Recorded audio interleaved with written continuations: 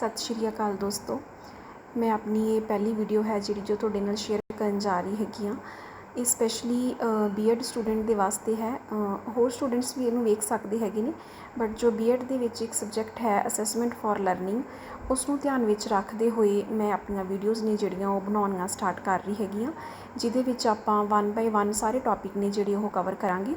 थ्रैटिकल portion नूं cover करते हुए इस तो बाद इहदे विच जिन्ना भी नूमेरिकल पोर्शन है वो सारा 1 बाय 1 है जिहड़ा वो कवर किया जाएगा।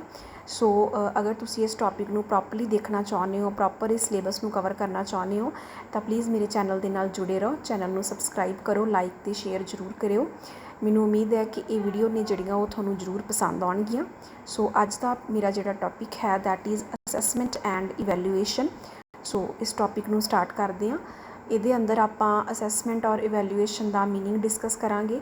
इस तो इलावा असैसमेंट ट्रायंगल है जिहड़ा टॉपिक डिस्कस करांगे और करैक्टरिस्टिक्स ऑफ इवैल्यूएशन। ये 3 टॉपिक ने जिहड़े वो आपां अज दी वीडियो दे विच डिस्कस करांगे। सो पहलां गल करदे हां कि असैसमेंट की हुंदा आ एंड इवैल्यूएशन की हुंदा है।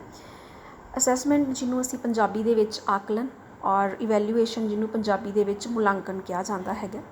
दोस्तों ये दोनों जोड़े शब्द ने ये खास करके यूज़ किए जाते हैं किसी भी स्टूडेंट की प्रोग्रैस नूं जानन दे लई कि जो टीचर ने बच्चे नूं क्लास विच पढ़ाया है वो बच्चे ने किन्ना को गेन किया, उहदे तो की आउटकम आ रही हैगी है, बच्चा कित्थे स्टैंड कर रहा हैगा। इन्हां चीज़ां नूं मैजर करन लई मापन दे वास्ते जिहड़े ये 2 शब्द ने वो यूज़ किए जाते हैगे ने। ठीक है, कई बार की हुंदा है कि इवैल्यूएशन ते मैजरमेंट है जिहड़ा उन्हां नूं सॉरी इवैल्यूएशन ते असैसमेंट है जिहड़ा उन्हां नूं इक्को वे दे विच लै लिया जांदा, इक्को मीनिंग लै लिया जांदा है। बट असल दे विच ये दोनों शब्द ने जिहड़े वो एक दूसरे तो काफ़ी डिफरेंट ने जिहड़े वो हैगे ने। ठीक है, बट दोनों का जिहड़ा मोटिव है वो यही हुंदा है कि असीं बच्चे की प्रोग्रैस नूं किवें मापना है, जो टीचर ने बच्चे नूं लर्न करवाया उहदी लर्निंग है जिहड़ी वो किवें इफैक्ट कर रही हैगी है, जां बच्चे ने की लर्न किया हैगा। सो इस चीज़ नूं मापन दे वास्ते दोनों चीज़ां ने जिहड़ियां वो यूज़ कीतियां जांदियां ने। इस तो इलावा साडे कोल कुछ होर टर्म्स आ जांदियां ने जिन्हां दे विच असीं गल करदे हां, जिवें असीं टैसट की गल करते हैगे आ और मैजरमेंट की गल करते हैगे आ। ये भी जिहड़ियां चीज़ां ने ये बच्चे दे अप्रेजल नूं मापन दे वास्ते, बच्चे की प्रोग्रैस नूं, बच्चे की प्रगति नूं मापन दे वास्ते ही यूज़ कीतियां जांदियां ने। बट इन्हां दे विच कुछ माइनर डिफरेंस ने जिहड़े वो देखण नूं मिलदे ने। फस्ट अगर मैं गल करां तां जिवें साडे कोल टैसट है। टैसट की है, एक बहुत सिंपल चीज़ है, जिवें क्लास दे विच तुहाडा टैसट है जिहड़ा वो लिया जाता हैगा, है ना। तो जदों असीं वो टैसट लैंदे हैगे आं सानूं पता लग जाता है कि किहड़ा बच्चा कित्थे स्टैंड कर रहा हैगा। 2 बच्चों का आपसी कंपैरिजन का पता लग जाता है कि जो टीचर ने पढ़ाया है वो उन्हां बच्चों ने किस तरीके नाल सीखिया हैगा। सो उहदे तो तुहानूं आपदी प्रोग्रैस का भी पता लग जाता है। सो टैसट है जिहड़ा वो एक बहुत सिंपल टूल है जिहदे विच की है असीं आपदी प्रोग्रैस नूं माप सकते हैगे आं, मैजर कर सकते हैगे आं कि असीं किसी चीज़ नूं किन्ना कुछ सीखिया हैगा। सो ये बहुत सिंपल चीज़ हैगी है जिहड़ी तुहानूं क्लास विच आम तौर ते ही देखण नूं ये मिलदी रहिंदी हैगी। दूसरी जिहड़ी अपने कोल टर्म आ दैट इज़ मैजरमेंट। मैजरमेंट जिन्हों असीं पंजाबी दे विच मापना कह दिंदे हैगे आ। सो ये इस तरह है बच्चे, जिवें असीं टेलर कोल जाने आ तां टेलर साडी मैजरमेंट है जिहड़ी वो लैंदा हैगा, है ना। तां ये जिहड़ी चीज़ है ये जुड़ी हुई है साडी क्वांटिटी दे नाल, नंबरस दे नाल जुड़ी हुई चीज़ है कि किसी व्यक्ति ने किन्ना ज़्यादा, हाउ मच, है ना, 1 2 3 एक क्वांटिटी नाल जुड़ी हुई टर्म है जिन्हों असीं मैजरमेंट दे नाल जोड़ते हैगे आ कि बच्चे ने किन्ना ज़्यादा है जिहड़ा वो सीखिया हैगा।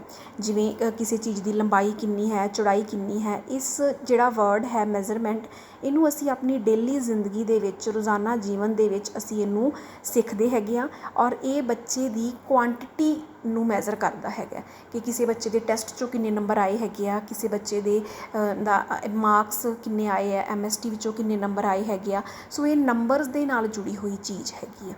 ठीक है, इस तो इलावा थर्ड असीं गल करांगे जो साडे कोल है that is assessment. Assessment discuss करन तो बाद असीं अपने इस इवैल्यूएशन फाइनल टॉपिक के उपर आवांगे क्योंकि बाकी ये तीनों चीज़ां ने जिहड़ियां ये इवैल्यूएशन का पार्ट ने। इवैल्यूएशन है जिहड़ी वो एक बहुत ब्रॉड टर्म हैगी है जिहदे विच बहुत सारियां चीज़ां ने जिहड़ियां वो इनकलूड हुंदियां ने। सो उस तो पहलां आपां गल करदे हैगे आ असैसमेंट दी। असैसमेंट की हुंदी आ कि ये एक प्रैक्टिकल आसपैक्ट है, एक एक्टिव चीज़ है, जिवें शब्द लिखिया होया ना क्रियात्मक प्रयोग। ठीक है। ये इस चीज़ नाल जुड़ी हुई है। जिमें कि असी सपोज के कोई मैथेमैटिक्स का असी कोई टैसट लैने हैगे, ठीक है। जो असी टैसट लै लिया उहदे तो सानू कुछ डाटा है जिहड़ा वो इकट्ठा हो जाएगा। सपोज कि जो असी टैसट लिया सानू पता लग गया कि बच्चे दे किन्ने नंबर आए हैगे, ठीक है। वो साडे कोल एक डाटा है जिहड़ा वो इकट्ठा हो गया।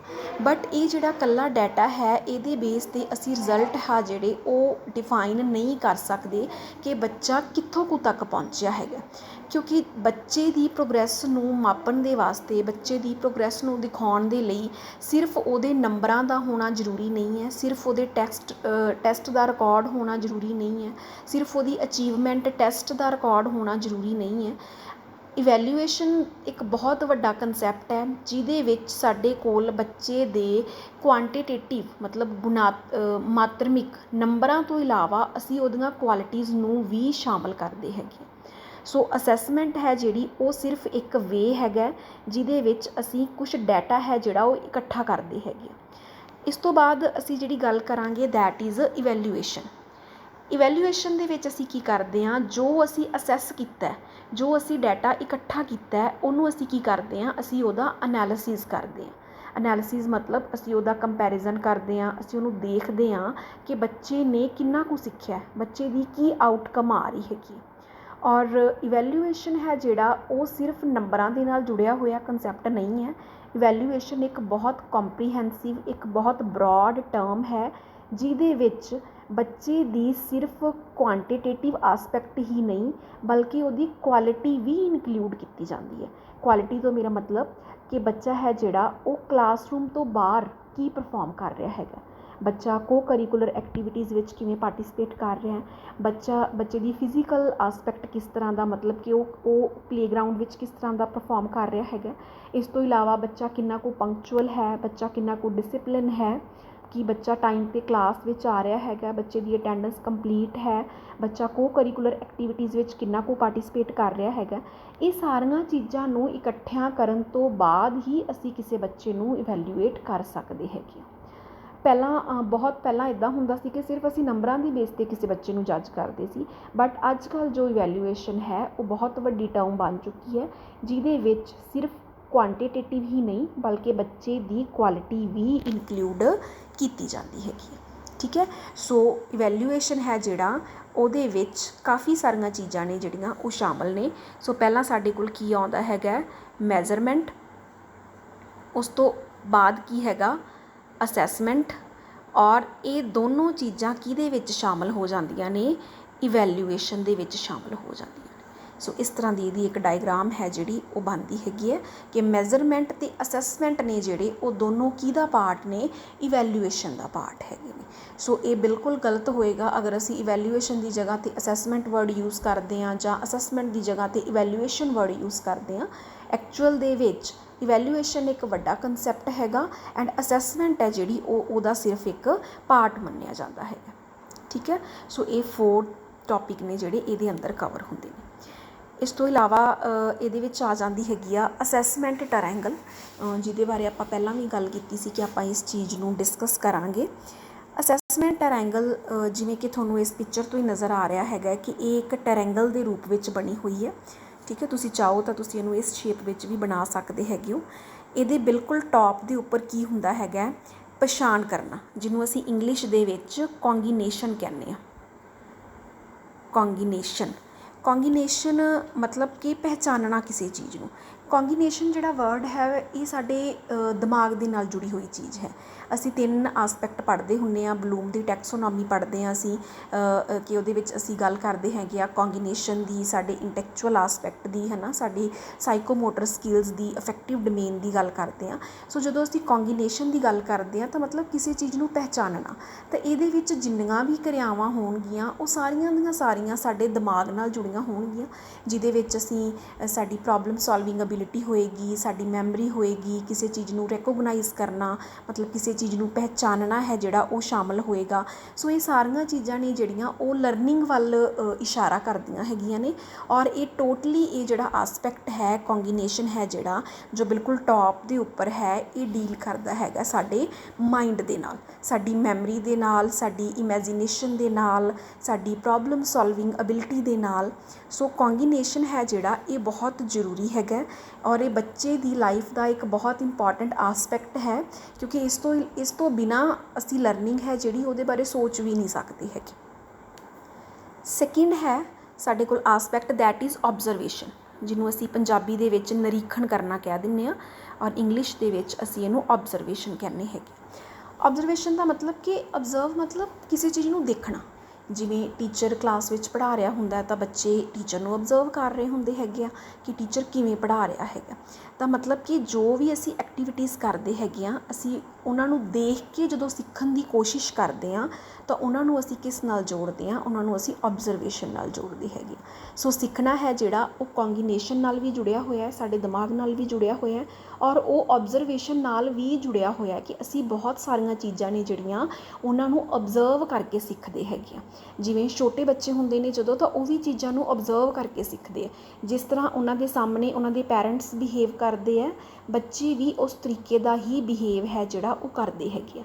जदों तुसी हायर क्लासिस विच चले जाते हो, स्पैशली जदों तुसी टीचिंग ट्रेनिंग प्रोग्राम्स दे विच चले जाते हो तो उत्थे भी जदों टीचर पढ़ाउंदा है तो तुसी उन्हां नूं ऑबजर्व करते हो और फिर तुसी उन्हां तो सीखते हो कि वो किवें पढ़ा रहा है। तो उन्हां चीज़ां नूं तुसी अपने अंदर भी लैके आउण दी कोशिश करते हैगे। थर्ड है that is a interpretation. Third aspect के उपर अपने को जिहड़ी चीज़ है that is a interpretation.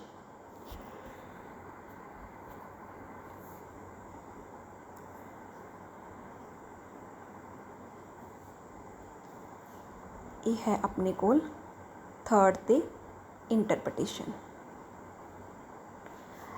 Interpretation जिन्हों असी पंजाबी दे विच व्याख्या करना कहने हैगे आ। सो जो असी पढ़िया हैगा, जो असी एक्टिविटीज़ कर रहे हैगे आ, असी उन्हां नूं एक्सप्लेन किवें करना हैगा, असी उन्हां नूं किवें समझना हैगा। रस्मी ते गैर रस्मी। रस्मी हुंदा है फॉर्मल, जिवें तुसी क्लास दे विच पढ़दे हैगे हो, तुसी कॉलेज जाने हो, तुसी स्कूल जाने हो, उत्थे तुसी एक रस्मी सिक्ख्या है जिहड़ी वो लैंदे हो। पर्टिकुलर थोड़े लैक्चर लगते हैगे आ, पर्टिकुलर टाइम ते टीचर क्लास विच आउंदा हैगा, डिसिपलिन दे विच रह के तुसी सीखते हैगे हो।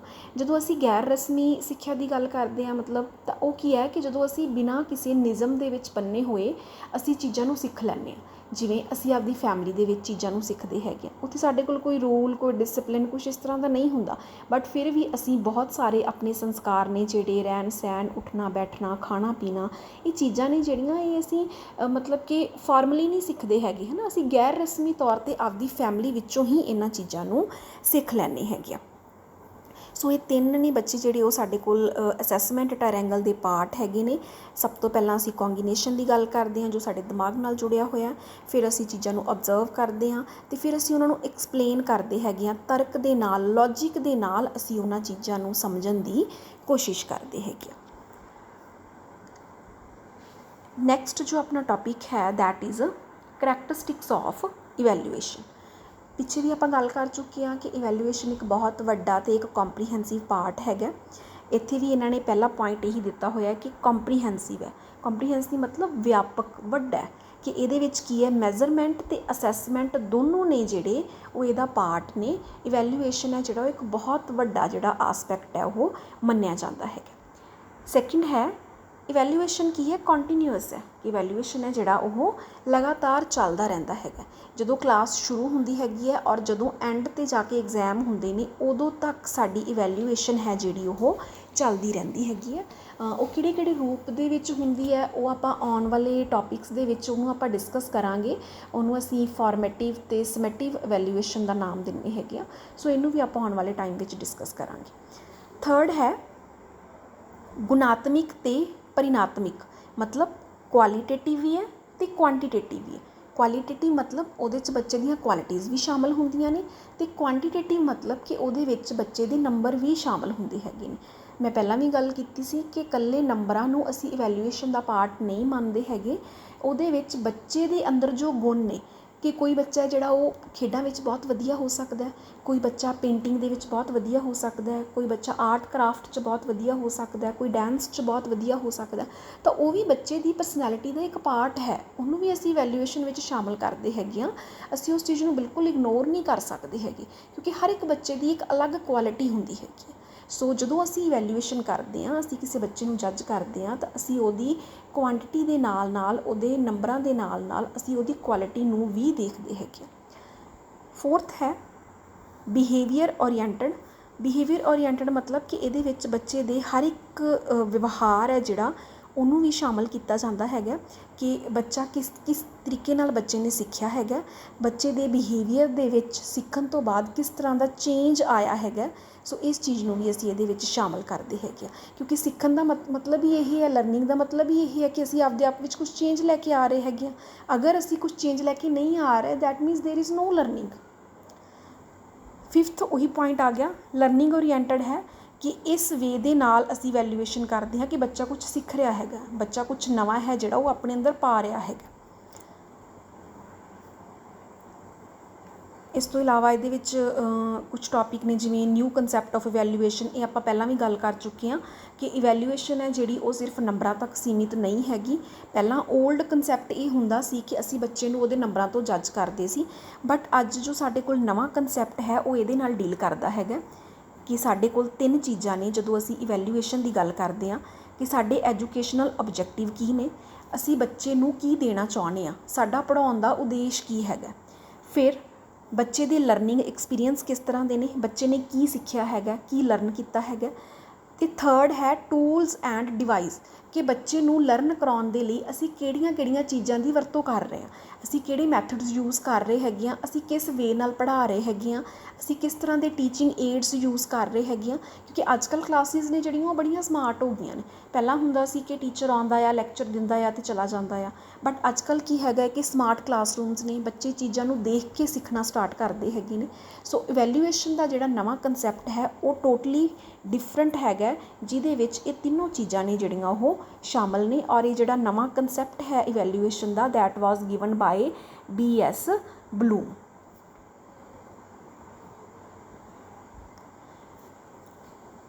ਇਸ ਤੋਂ ਅੱਗੇ ਇੱਕ ਛੋਟੀ ਜਿਹੀ ਚੀਜ਼ ਹੈਗੀ ਆ, that is total schemes of evaluation, ਕਿ ਇਵੈਲੂਏਸ਼ਨ ਦੇ ਵਿੱਚ ਕੀ ਆ ਜਾਂਦਾ ਹੈਗਾ। Evaluation of academic achievement and evaluation of personality.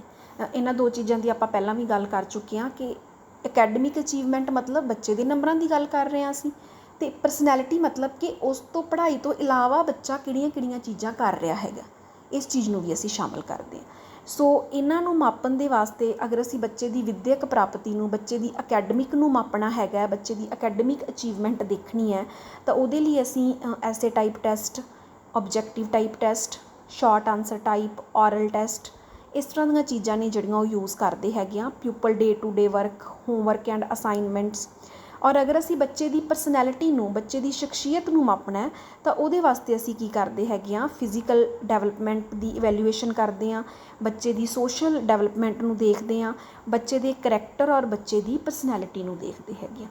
ਇਹਨਾਂ ਵੇ ਦੇ ਨਾਲ ਅਸੀਂ ਟੋਟਲੀ ਬੱਚੇ ਦੀ ਇਵੈਲੂਏਸ਼ਨ ਹੈ ਜਿਹੜੀ ਉਹ ਕਰ ਸਕਦੇ ਹੈਗੇ ਹਾਂ। ਇਹ ਜੋ ਆਪਣੀਆਂ ਜਿਵੇਂ ਐਸੇ ਟਾਈਪ ਟੈਸਟ ਹੈ, ਓਬਜੈਕਟਿਵ ਟੈਸਟ ਹੈ, ਇਹਨਾਂ ਨੂੰ ਆਪਾਂ ਆਉਣ ਵਾਲੀਆਂ ਵੀਡੀਓਜ਼ ਦੇ ਵਿੱਚ ਇਹਨਾਂ ਨੂੰ ਆਪਾਂ ਪੂਰੇ ਮਤਲਬ ਕੰਪਰੀਹੈਂਸਿਵਲੀ ਆਪਾਂ ਇਹਨਾਂ ਨੂੰ ਡਿਸਕਸ ਕਰਾਂਗੇ। ਇਹ ਪੂਰੇ ਬਹੁਤ ਵਧੀਆ ਟੌਪਿਕ ਨੇ ਜਿਹੜੇ ਉਹ ਬਣਦੇ ਹੈਗੇ ਆ ਸਾਰੇ। ਸੋ ਅੱਜ ਦੀ ਵੀਡੀਓ ਦੇ ਵਿੱਚ ਇੰਨਾ ਹੀ ਦੋਸਤੋ। ਮੈਨੂੰ ਉਮੀਦ ਹੈ ਕਿ ਇਹ ਵੀਡੀਓ ਤੁਹਾਨੂੰ ਸਾਰਿਆਂ ਨੂੰ ਬਹੁਤ ਪਸੰਦ ਆਊਗੀ ਔਰ ਤੁਹਾਡੇ ਲਈ ਬਹੁਤ ਹੈਲਪਫੁਲ ਰਹੂਗੀ।